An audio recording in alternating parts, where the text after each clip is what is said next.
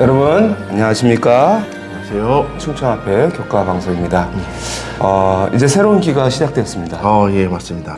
마크 필립 목사님께서 또 대쟁투에 관해서 우리에게 너무 자세하게 또 설명해 주고 있습니다. 네, 지난 시편은 조금 어려운 감이 없지 않아 있었는데 이번에 교과를 훑어보다 보니까는 굉장히 재미있고 또 더욱 우리의 신앙에 유익한 그러한 교과인 것 같습니다. 네, 맞습니다.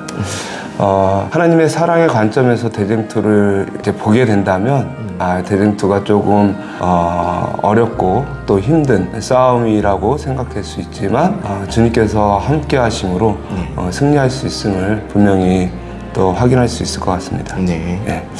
제1과입니다. 모든 전쟁의 배후에 있는 전쟁입니다.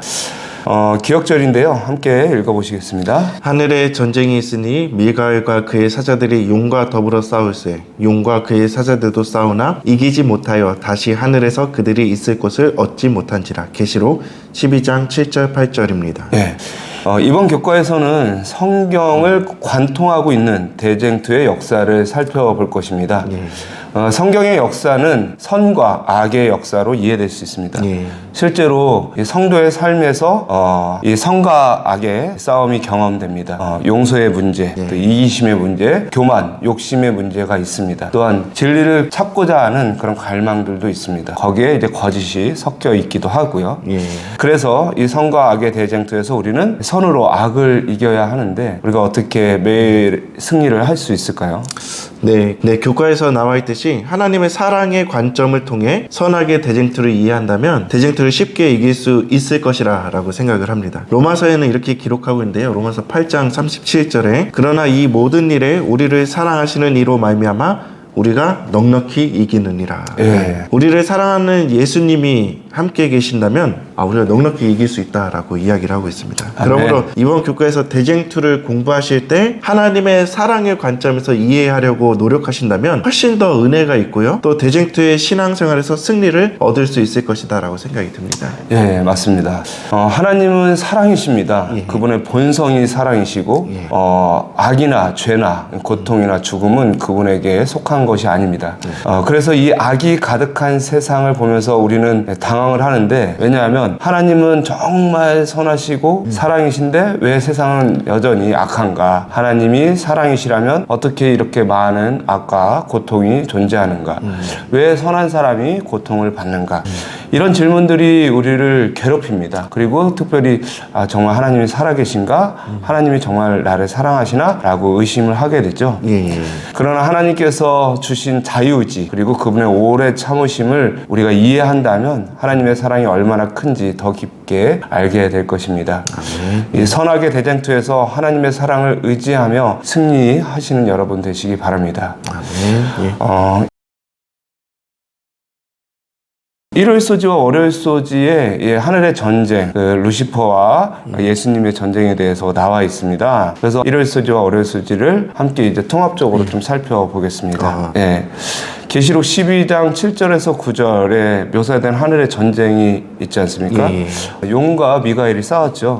결국 용이 그 하늘 별의 3분의 1을 끌어다가 같이 이제 하늘에서 쫓겨나게 되었습니다. 그것은 하늘에 있었던 사단과 루스벨과 예수님의 전쟁을 묘사하는 것이었습니다. 그런데 왜 그런 전쟁이 일어났는지에 대해서 에스겔 28장 12절에서 15절, 이사야서 14장 12절에서 14절 말씀에 기록하고 있습니다. 왜 그 전쟁이 일어났는지, 누구와 누구의 싸움인지, 그 전쟁의 결과가 어땠는지 설명을 하는데요. 완벽한 세상에서 왜 악이 생겨났나? 악이 생겨서 전쟁이 일어날 동안에 하나님은 어떻게 하셨는가? 라는 의문이 들게 됩니다. 하나님이 악을 창조하셨나? 하나님은 악에 대해서 방조만 하시는가? 전쟁에 대해서 아무런 대책도 없으신 분인가? 하나님이 이 마귀를 창조하시거나 사실 악을 창조하신 것은 아니시죠. 이사야와 에스겔에 묘사된 천사 루스벨은 사실 처음에 완전하게 창조가 되었죠. 근데 완전하게 창조되었다는 것은 또 무슨 의미를 가지고 있냐면 자유의지를 가지고 또 무엇인가 스스로 선택할 수 있는 그런 존재로 창조됐다라는 것을 의미하고 있습니다. 그래서 이 루시퍼는 하나님을 위해 예배하고 그분을 위해 봉사하도록 만들어진 것이었습니다. 그런데 예배와 봉사를 위해 창조된 루시퍼에게 필요한 것은 자유의지였죠. 만약 자유의지가 없이 예배하고 또 봉사한다면 그의 예배와 봉사는 매우 형식적이고 또 가식적일 수밖에 없는 것이죠. 마치 우리가 쉽게 이야기하는 것처럼 로봇과 같은 존재, 그냥 뭐 나를 위해서만 봉사하는 그런 프로그래밍 돼 있는 그런 존재로밖에 안 돼 있는 것이죠. 아무 의미도 없고 가치도 없을 것입니다. 이스라엘 백성들도 형식적인 예배를 많이 드렸었죠. 그렇죠. 어린 양을 수없이 많이 잡고 또 용서를 빌고 했지만 그들의 삶은 변화되지 않았고 거기에 은혜나 감사나 이런 것들이 없었습니다. 천사들도 마찬가지였습니다. 하나님께 예배하고 봉사하는 모든 일에 자유의지를 가지고 하나님께 나아가야 했습니다. 근데 하나님께서 이렇게 천사들에게 자유의지를 주신 것이 마귀를 창조하거나 악을 탄생시키기 위한 빌미를 제공한 것은 아닌 것 같아요. 그렇죠? 오히려 피조 세계에 하나님의 사랑을 온전히 이해하고 반응할 수 있도록 배려하신 하나님의 지혜입니다. 그런데 그럼에도 불구하고 천사 루스벨은 교만과 질투의 마음 때문에 결국 창조주를 반역하게 됩니다. 이것은 누구 책임일까요? 자유의지를 주시는 하나님 책임일까요? 아니면은 죄악을 시작한 루스벨의 책임일까요? 사실 하나님이 자유의지를 주셨다고 해서 모든 피조물이 죄를 시작하지는 않았습니다. 맞아요. 루스벨이 자신에게 부여된 자유를 방종한 것이죠. 자기 스스로 막 사용한 것이었습니다. 또 하나님이 루스벨의 행동을 방조했는가, 그냥 두셨는가라고 하는 그런 질문에 대해서도 그거는 아니다라고 분명히 말씀드릴 수 있습니다. 하나님은 우리에게 자유의지를 주시고 우리가 잘못된 선택을 하도록 방조하지 않으십니다. 하나님은 우리가 좋은 선택을 할 수 있도록 늘 도와주신다라는 것이죠. 그래서 루스벨의 마음에 죄의 욕망이 시작될 때 하나님은 그의 마음속에 역사하셔서 올바른 선택을 할 수 있도록 도와주셨습니다. 강제한 것이 아니라 좋은 길을 가도록 제시하셨겠죠. 그럼에도 불구하고 루스벨은 그 하나님과 같이 되고자 하는 그러한 욕망을 버리지 못했습니다. 죄의 시장을 루스벨 스스로가 먼저 선택한 것이고요. 그 모든 책임도 그래서 루스벨에게 있다라는 것입니다. 그런데 또 여기서 궁금한 것은 루스벨이 시작한 하늘의 전쟁은 하나님께서 좀 이렇게 미리 막으실 수도 있지 않으셨을까? 그 죄악으로 인해서 하늘이 그게 전쟁이 일어나기 전에 루스벨이 미리 심판하셨다면 막지 않았을까라는 그런 질문도 해볼 만합니다. 만약에 루스벨의 죄악을 바로 즉결 심판했다면 파생되는 어려운 문제들이 생깁니다. 왜냐하면 하늘의 거민들과 또한 하늘의 존재들이 루스벨이 마음에 가졌던 그 욕망이 무엇인지 몰랐어요. 그렇죠. 그때는 천사만 있는 게 아니라 또 온 우주 거민들이 또 있는 상태였어요. 그런 상태에서 만약에 루스벨을 심판하셨다면 아마 하나님을 매우 두려운 분으로 봤을 것입니다. 그리고 루스벨을 심판한다고 해서 루스벨이 만들어 놓은 의혹과 반역의 정신이 바로 없어지진 않았을 거예요. 또 다른 의심과 반역이 계속해서 여기저기서 생겨났을 것입니다. 그래서 이 문제가 해결되지 않는다면 하늘은 계속해서 악과 반역에 노출될 것이고 하나님을 향한 예배도 온전하지 않게 될 거예요. 의심을 품은 채 두려운 마음으로 하나님께 예배를 드렸을 것입니다. 그래서 아주 잠시 동안 죄악을 허락하신 것이죠. 그래서 죄악의 참 성질과 결과를 깨닫게 하시고 온 우주에 죄에 대한 영원한 교훈을 삼도록 하시기 위해서 잠시 허락을 하신 것이죠. 죄라는 것이 이렇게 참혹하고 죄의 결과가 이렇게 된다라는 것을 알려주시기 위한 것이죠. 우리에게 자유의지를 주셨지만 그것을 잘못 사용할 때 어떻게 되는지를 분명히 알려주는 거죠. 우리가 때때로 아이를 키울 때도 마찬가지입니다. 아이가 분명히 하지 말아야 될 것을 너무너무 하고 싶고 또 그것을 이제 아빠 몰래 하게 된다면 그것을 이제 그 결과가 어떻게 되든 때때로 잠깐 놔두는 것도 있지 않습니까? 그래서 이렇게 놔두면 이런 결과가 일어나 라고 그가 깨달았을 때 또 오히려 아빠의 말을 더 신뢰하게 될 수 있는 것 같습니다. 맞습니다. 또한 두 번째, 이 죄악을 잠깐 허락하심으로 이제 하나님에 대한 품성이나 하나님에 대한 의심, 하나님의 말씀이 정말 옳은지에 대한 그것을 모든 사람들이 알게 하고 올바른 시각을 갖게 하고 조금의 의심도 남지 않도록 영원한 안전장치로서 잠시 동안 허락을 하신 것입니다. 목사님 말씀을 들어보니까요, 우리가 이 죄악된 세상에서 고통받고 고생하고 살면서 때때로 하나님을 원망할 때가 있거든요. 우리 하나님 잘 믿는다고 하는데 왜 이런 일이 있는가? 네. 또 그래서 하나님의 그런 어떤 품성이나 그런 어떤 하나님의 그런 계획하심에 대해서 오해할 때가 있는데요. 그러니까 왜 아담에게 선악과를 주셔서 그렇죠. 우리 맨날 그런 선택하면. 얘기 하지 않습니까? 예. 그렇습니다. 이 말씀 속에서 보면 이게 하나님의 아주 큰 뜻이었다라는 예. 것을 우리가 알 수 있습니다. 영원하고 안전한 세상을 주시고 완전한 자유의지를 주시는 그런 하나님의 은혜에 감사할 수밖에 없네요. 예. 예. 화요일서지에 보시면 그 전쟁이 지구로 옮겨진 것에 대해서 이야기하고 있습니다. 지구에서 어떻게 죄가 시작됐는지 아담과 하와가 선악과를 먹으면서 시작되었습니다. 사단의 유혹과 거짓말로 선악과를 먹게 되었지만 하나님께서 이 모든 과정을 컨트롤하실 수 있었습니다. 그렇죠.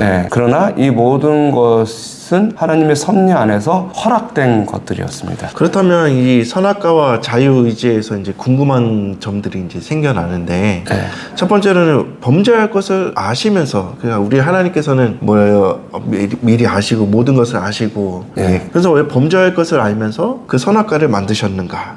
그리고 또 선악과를 허락하신 결과에 대한 책임을 누가 어떻게 져야 하는가라는 그런 의구심이 생길 수도 있는 것 같아요. 그렇죠. 하나님께서 이미 허락하신 부분이니까 선악과를 먹은 게 굳이 하와 책임인가? 하나님께서 그쵸. 말릴 수 있는데 아이가 뭘 잘못하면 엄마가 그걸 컨트롤 해가지고 할 수 있으면 이제 엄마가 하잖아요. 근데 그걸 그냥 놔두면 엄마 책임이잖아요. 그런 것처럼 이게 누구 책임인가? 그 이제 뉴스에 보면은 이제 아이가 이제 사고가 이제 크게 나면은 그럼 엄마는 부모는 뭐 했냐 라는 그런 막 비난이 막 쏟아지기도 하죠. 그렇죠. 그렇죠. 왜 개입을 안 해서?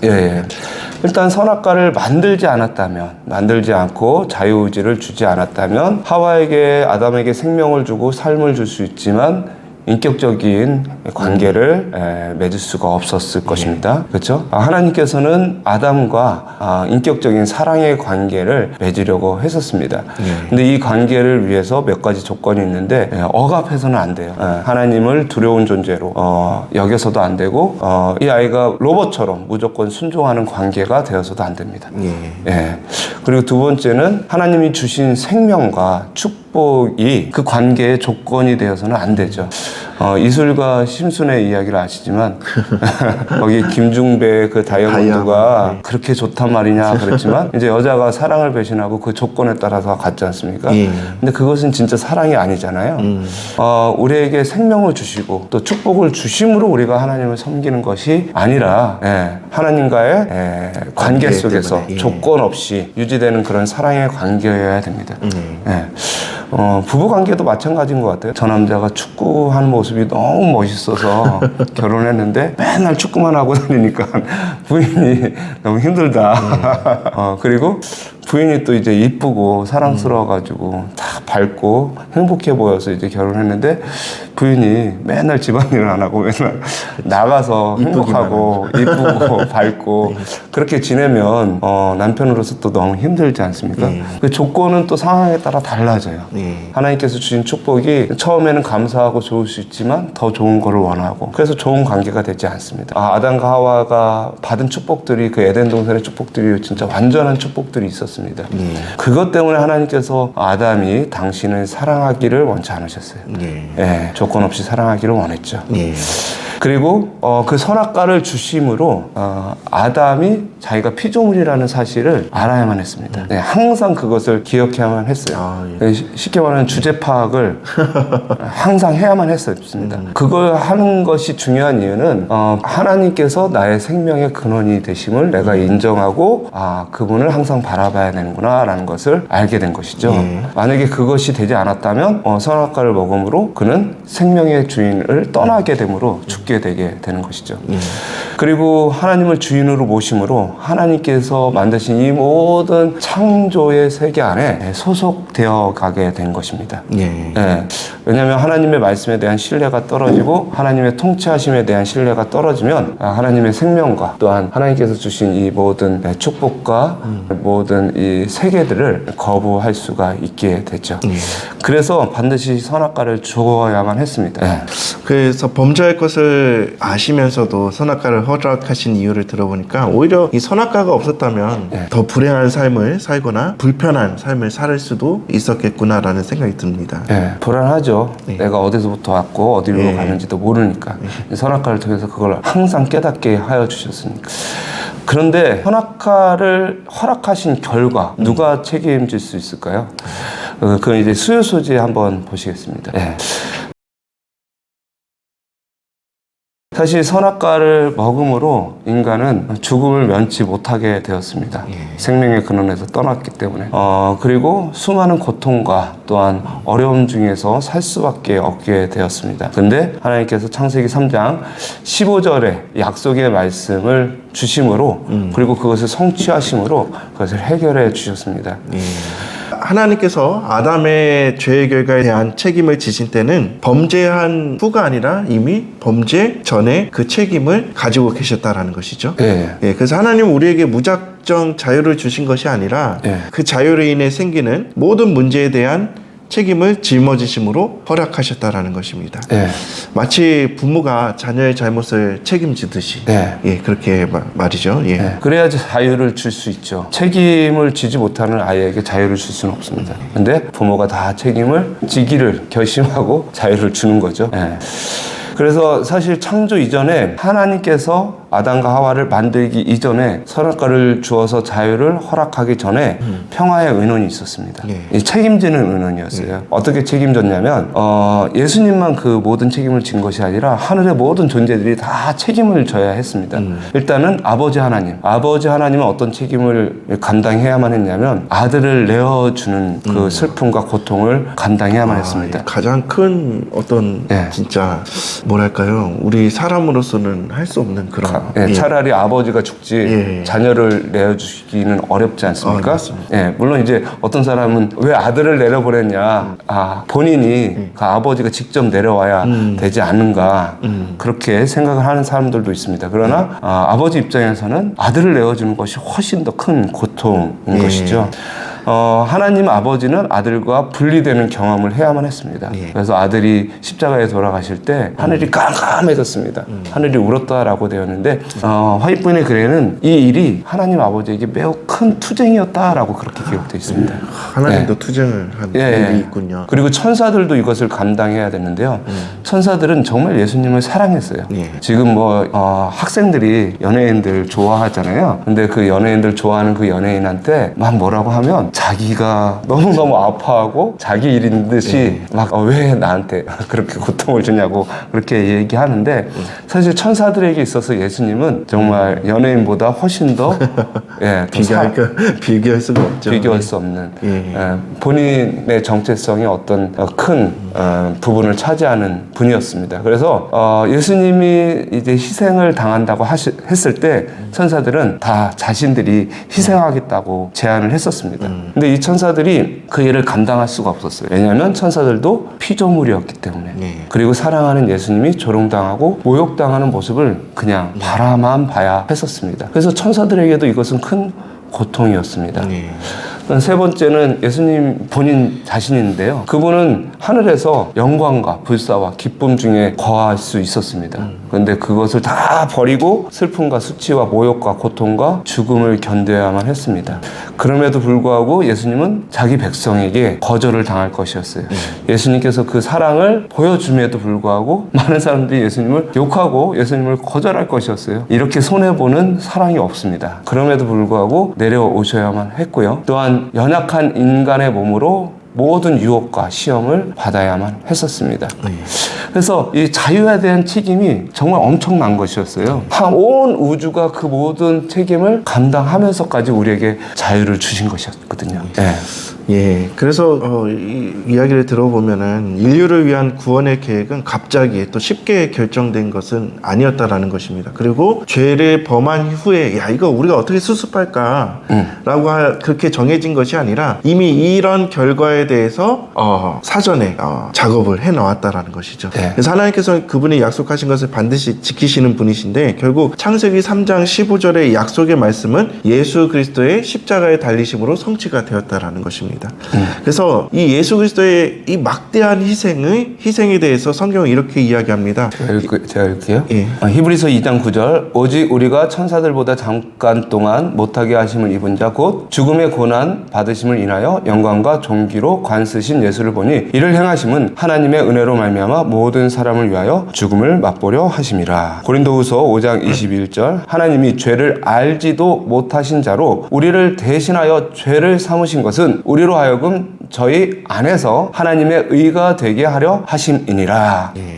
그래서 예수님의 십자가의 희생을 볼 때 우리는 하나님의 사랑을 정말 깊이 느낄 수 있는 것 같습니다. 하나님의 사랑을 깊이 느끼는 것뿐만이 아니라 정말 죄의 결과가 이렇게 큰 희생을 치러야 되는구나라는 그 사실을 알 수 있게 되는 것입니다. 그래서 왜 선악과를 주셔서 우리로 하여금 고통을 당하게 하는가라는 그런 질문을 하기 전에 선악과를 주셔서 자유함을 주시고 죄 지은 인간을 끝까지 포기하지 않으시고 그런 막대한 희생조차도 감당하시는 그 구원에 하나님의 감사하시게 되기를 간절히 바랍니다. 아멘.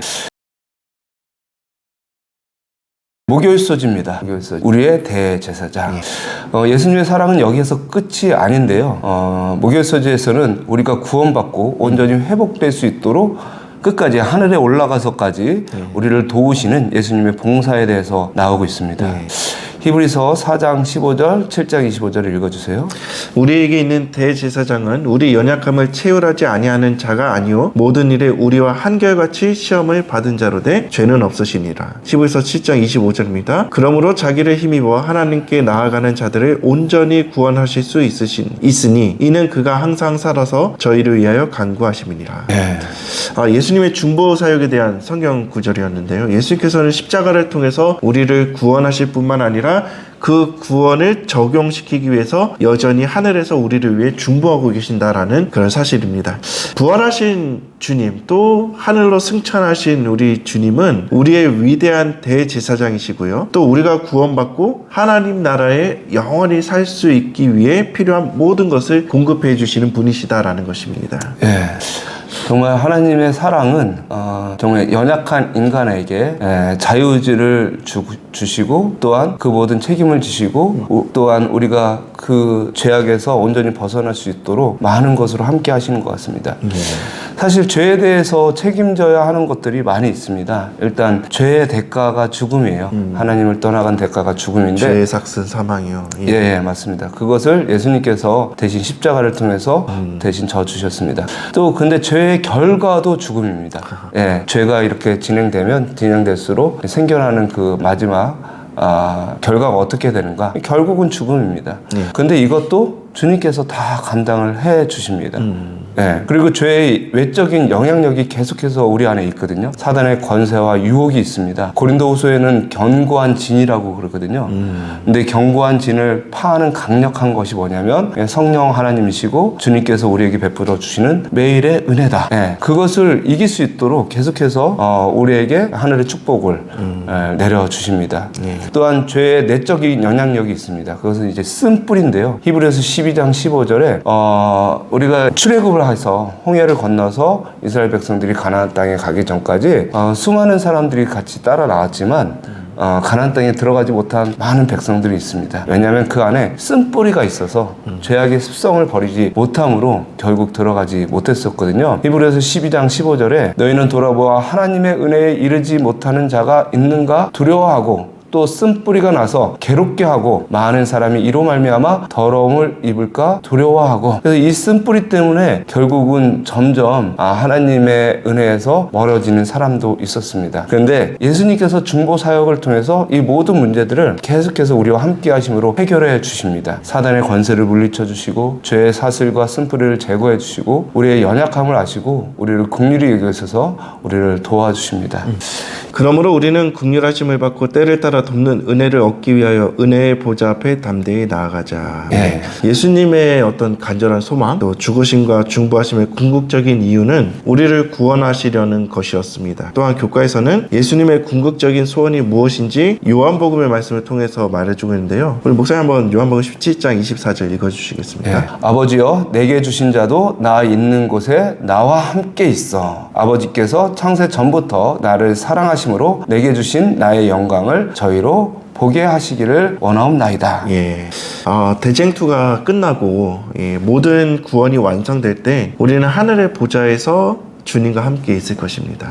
그렇게 하나님과 온전한 관계를 회복될 때까지 우리 성도님들 그 믿음의 이 선한 싸움에서 늘 승리하시게 되기를 간절히 바랍니다. 아멘. 주님께서 이렇게 모두 책임져 주시고 이렇게 우리를 이끌으시니 이 대쟁투에서 우리가 승리할 수 있을 거라고 생각합니다. 네. 아멘. 금요일소지입니다. 더 깊은 연구를 위해 하나님께서 사탄을 하늘에서 추방시킴으로 당신의 공의를 드러내시고 당신의 보좌의 영광을 보존하셨다. 그러나 인류가 이 반역의 정신에 감염되어 죄를 범하였을 때 타락한 인류를 위하여 당신의 독생자를 주어 죽게 하심으로 하나님께서는 당신의 사랑의 증거를 보이셨다. 속죄를 통하여 하나님의 품성이 나타난다. 십자가는 루시퍼가 택한 죄악의 길에 대하여 하나님의 정부의 그 책임을 결코 지울 수 없다는 것을 온 우주 앞에 실증하는 강력한 증거이다. 하나님께서 죄악을 만들지도 않으셨고 죄와 그 결과에 대해서 무책임하지도 않으십니다. 그분은 죄악을 잠시 허락하셨지만 이 모든 과정을 통해서 오히려 당신의 모든 피조 세계를 온전히 지키시고 창조하실 것입니다. 여기 주님의 사랑과 지혜가 숨겨져 있습니다. 우리가 성경을 통해 선악의 대쟁투의 실체를 알게 하신 하나님께 감사를 드리며 교과를 묵상으로 마치겠습니다.